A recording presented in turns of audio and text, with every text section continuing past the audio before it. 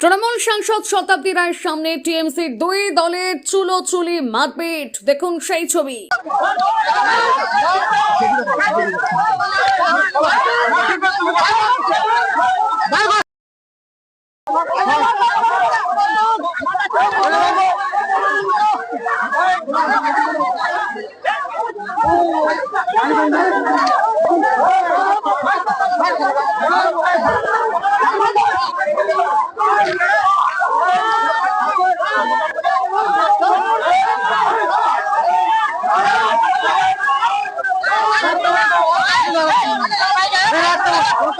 আপনি যেখানে বললেন একসাথে চলতে হবে, মান্যতা দিতে হবে অঞ্চল সভাপতিকে, সেই জায়গায় দাঁড়িয়ে আপনার সামনেই মারধর, কি বলবেন? এবার তোমরা তো একটুখানি মানে কি বলে এনকোয়ারি, তোমরা একটু খবর তো নেবে।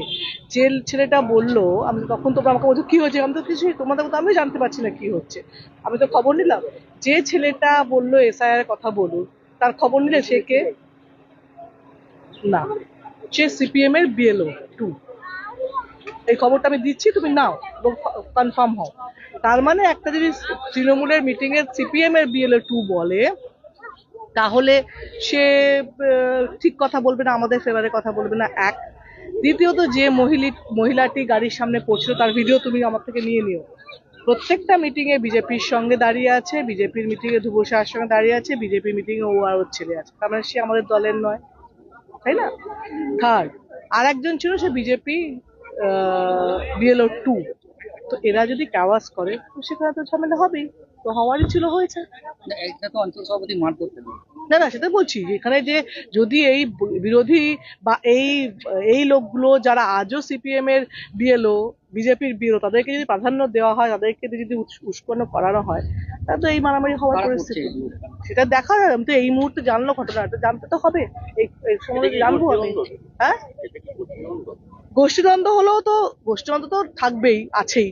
গোষ্ঠীদ্বন্দ্বের সঙ্গে এই লোকগুলো তো যুক্ত, যে লোকগুলোর নাম বললাম যারা অন্য দলে। দেখা যাচ্ছে আপনারও কথা শুনছে না। না না, আমার কোনো কথা, আমি কোনো কথা শোনানোর চেষ্টাই করি না। আমি কোথায় না, আমি কোথায় চেষ্টা করি, আমি কথা শোনানোর কারণে জানার চেষ্টা করছিলাম কি হচ্ছে।